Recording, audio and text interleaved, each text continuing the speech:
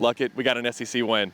2 in 2 years now, I'm going to see Kentucky win a road SEC game. It feels so good to win on the road, and when the other fans who, they're already kind of done with it, still leaving dejected, nothing feels better than that. We're going to get to Hugh Freeze in just a minute.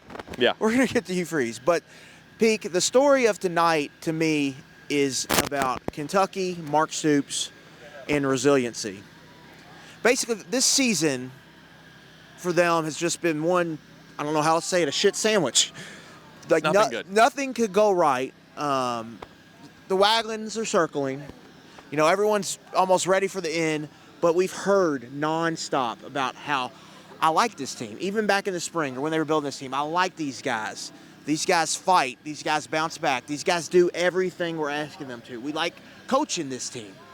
And I think you saw that play out tonight. A week after Tennessee scored a bazillion points on this defense, Kentucky bounced back, did not allow a touchdown in an SEC game. Shouldn't have allowed any points. I haven't looked it up yet, but we're going to have to look that up. When's the last time Kentucky,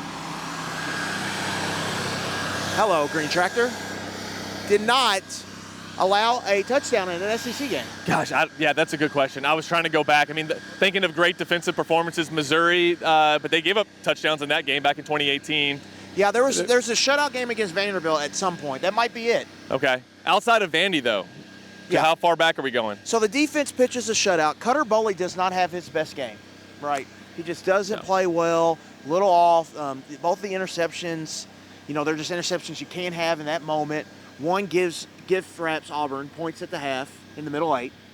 Yep. And then the other, you're saved by true freshman Cameron Miller making a great play to punch that ball out, get the ball back, save them time and field position. There was a lot of fans down here that thought that they should have reviewed that. Did you get a good replay of it? Because we actually didn't down here. The ball was out on the TV replay. Because they didn't even look at it, which I was like, get to the line, come on. Ball was out on the TV replay. So all of that to say, I think you just have to credit Kentucky's fight. This team is staying together. That is clear at this point. That's something that did not happen last year, and that was a huge part of everything. Like to go back to the conversations we were having 11 months ago. So now that gets us to, all right, now what's to me you really have to pat that group on the back to kind of do this. And this is an Auburn team where all Auburn's games are like this. They're all slobber knockers. Now, some teams have scored more points, but they're all slobber knockers. And the Arkansas game was trending that way if it wasn't for a couple pick sixes and a bunch of field goals. I mean, these are how these games kind of play out. You look at A&M, one-possession game. A&M's got one of the best offenses in college football. Oklahoma can score points. They held Oklahoma in check for most of the game. Missouri's having a good season. That was 17-17 going to overtime. They probably should have won that Georgia game, too. Yeah, and Georgia was 20-10. So these are how these games play out for Auburn. So Kentucky came in here at night and won a game with their backs against the wall and found a way to get it done. And so for them, I think that is what you should, I think, feel good about. I think you should feel good about how they play, how they put that Kentucky jersey on and play tonight. Like, you have to feel good about it. But that gets us to, okay, so what's next? What does that mean? How good should I feel? I mean, is it – I look at that schedule. You got Florida coming up. Can I dream of winning out, or is this just, all right, we got one, and this may be the only one, and it kind of gives us one last celebration? At the end of the day, the goal is to win. Yeah. Win football games. They won a football game, and let's move on. They're saying week to week. I think everyone should have that mindset right now. It is week to week, and that's kind of where they are. I will say, Peake, I didn't know – I wasn't down here when the celebration, but I heard them. We were walking through. I've been at road wins. I've been at a few now. I don't know if I've ever heard them more fired up. The fans? No, the players. The players and the coaches. Yeah, and you saw Mark Stoops get a big embrace from Mitch Barnhart. And I was watching all of them on the sidelines at the end of the game, and just as soon as they got the stop and the game was over, got the interception there in the end zone, the sideline exploded. I saw Mitch Barnhart just pacing there at the end, and that. What can I read into? How much should I read into that interaction at the end of the game? Because you feel like there's some hope in the coaching staff, hope with the athletic director thinking that we got one. Can we turn this into a 6-win, 7-win season? There was some acknowledgement today, and I don't know. I think they've this past Monday, they kind of acknowledged that like how bad it's been gotten. Like called it a hard day, like one of the hardest days they've had. And Stoops acknowledged it in his press conference how hard this has been. You heard Brad White kind of acknowledge it today, just how hard the season has been. And so for them, like I think it gives them. I think the real takeaway today, like Peake, they have a real path now. Yeah, there's a real path. There's winnable to 6-6. games. Yeah, there's a real path to 6-6. Now, can they get there is another question.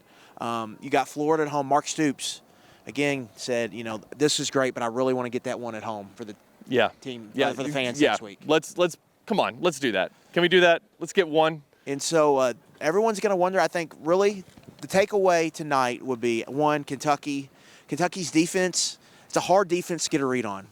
How good are they? Are they good?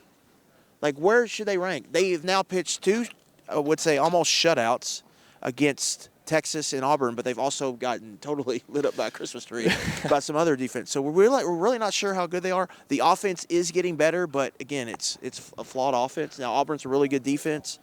At the end of the day, they're a flawed football team, so where can they get? We're about to find out because now this is, again, how the schedule opens. They took advantage of an opportunity tonight. Yeah. And that's really how I think you have to see it. They took advantage of an opportunity. What can they do with that opportunity? And that's why we play the games.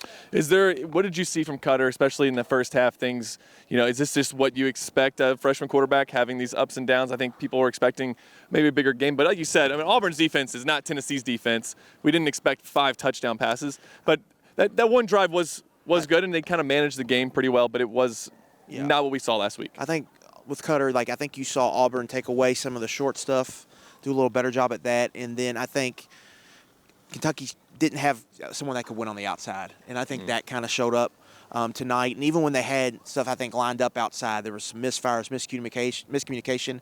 They had the deep shot teed up to Harley Gilmore. Harley bends it inside on the post. Looked like Cutter threw a go. That's something you can't miss there. That's got to. Was that the one early in the fourth quarter, or was that the one late? It wasn't the last possession. It was the one before that. Okay. Kentucky's up 10-3 in the fourth. Right. Okay. Middle of the fourth quarter. If you hit that, the ball game. Yeah. Over. Yeah. What did you think about I sent you and Roush a message near the end of the game. Well, on the third down play where we threw a deep pass incomplete, and I was like, do we need to be throwing deep balls in that situation, or what did you think about that? Were you fine with interception? it? Well, there was that one too, but after they get the ball back, even on that third down, I thought maybe you try to make them use their third timeout, or at least get it to the 2-minute warning. 3rd and 4, they throw the fade ball to Gilmore. Yeah, what did you think about that?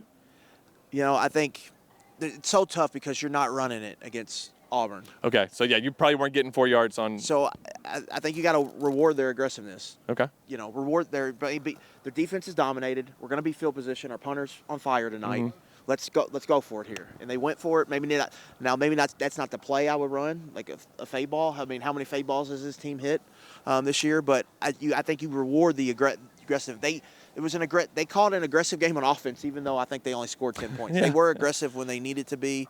The third quarter drive was really one of their better drives of the game. Cutter was awesome.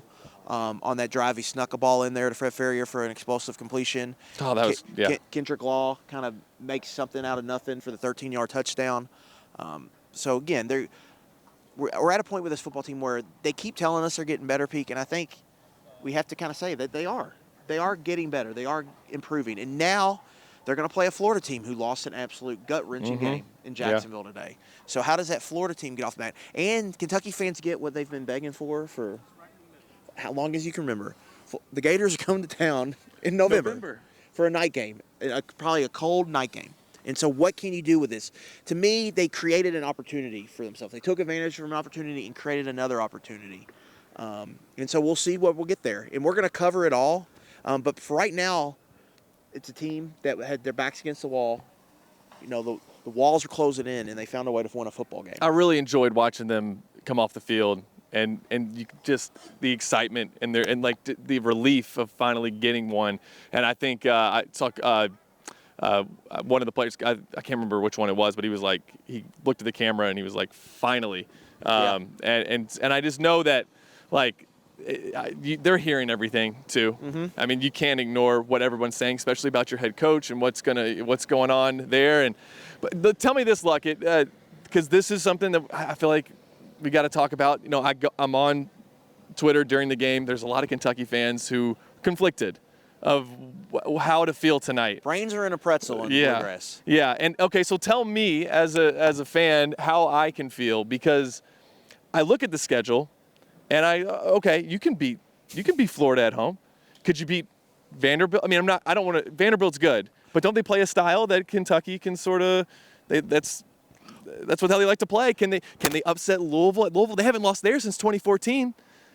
When Kentucky lost South Carolina, Nick Roush got on the same program, said it's going to be dark. Yeah. Because of what October brought. Yeah. But November brought opportunity, again, to use that word. This, I think I've said this from the beginning, is a roller coaster. This is college football. This is why it's the best sport, because it's absolute Looney Tunes.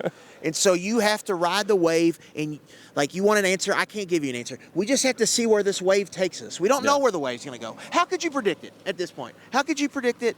They've got a great opportunity here, and we'll just see where it goes. Again, I think we have to all shift into a mindset of it. It's just week by week. Yeah. This situation is week by week right now, and we'll see where it goes.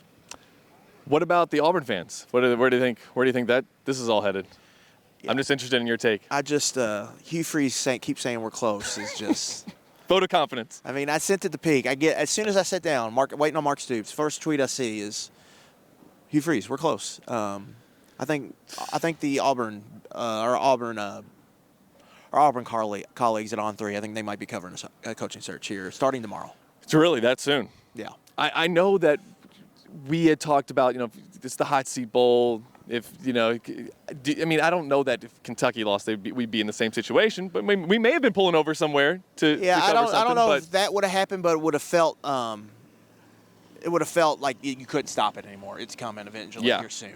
Because do you get the feeling that everyone at Kentucky's waiting to see if this team can win 4 of their last 5 games and get into a bowl game, and that will be good enough? Do you think that will satisfy Kentucky fans? It's setting up that way, but I think I've said this from the beginning. The only way to really fix any of this, you've got to start winning home games. You only got one opportunity left. Yeah. So ask me next week on Direct Reaction. Yeah. Because that's the one they have to – if they win next week, then they're 100%. There's a real path, and it might be more likely. And if they lose that week, it's hard to see it. Yeah. So that's kind of where we're at. Again, it's a 1 week. We're in a 1 week season now. And again, I think you really have to credit Kentucky. And Peake, for me, I think there was a lot of Kentucky fans came down here. There was one game that you go to. Like, Kentucky fans, they don't travel, I wouldn't say, crazy at all games, but there's just one game a year where they all go to. And the one game a year that people have gone to here lately, they have not gotten rewarded for it. Yeah. 21 Georgia. 22 Ole Miss. I'm trying to think. I don't know if 23 might have been Georgia. 23 might have been Georgia, and then 24 Texas. Like, they really haven't gotten rewarded. The team hasn't really, outside of the 22 game, hasn't really had a chance in some of these fourth quarters. Tonight they got to come here and see a win in a venue where Kentucky simply does not win. Well, have they won 2 of the last 3, 4? Yeah, 2 of the last 3, and some people on KS Board, shout out, I didn't have the name. They said it's revenge for the Chris Rodriguez non-touchdown. Yes. Yeah. Give us those points. Last thing before we wrap this up, what can you take from tonight? What's something, because again, still kind of trying to address those fans who are like, they don't really know what to do as far as these next few games. I know what I'm doing. Like, I want the team to win. Yeah. You're right. You said at the very beginning of this, these guys haven't quit. We may have saw that last year. We're not seeing it with this group. And so I still want to pull for them. They're still trying. And what can you take from tonight that can make me believe, Luckett, make me believe they can win out. They can actually maybe win the rest of their games. Is it possible? And what can I take from tonight? Yeah, I think number one is the team. I know we're dealing week to week, but the team, just for fun. The team is still all in. They believe in each other, and they're fighting for each other. I think, Cutter Boley has rallied them in a lot of ways. I think that's pretty clear. I think they've got young guys out here playing. Cameron Miller. The 2 best defensive players tonight might have been Sam Green and Tavian Gatson. Both are redshirt sophomores, and both have 3 years of eligibility left. So you've got some young guys who are playing together and playing for something, so you can see potentially where they can build something with a core. That's something they haven't really had here lately. And you've got the schedule. Like, the schedule was brutal in Yeah. October. And then Ole Miss looks like one of the better teams in college football. So now you have the schedule where you can go and win some of these football games, and we'll see where they end up. It would be so fitting to finish 7-5 when you were 1 yard away, because we just can't go 8-4. That's the thing. We're not allowed to go 8-4. We can go 9-3. We can go 7-5. Can't do 8-4. Kentucky wins 10-3. It feels good. Can we build some momentum?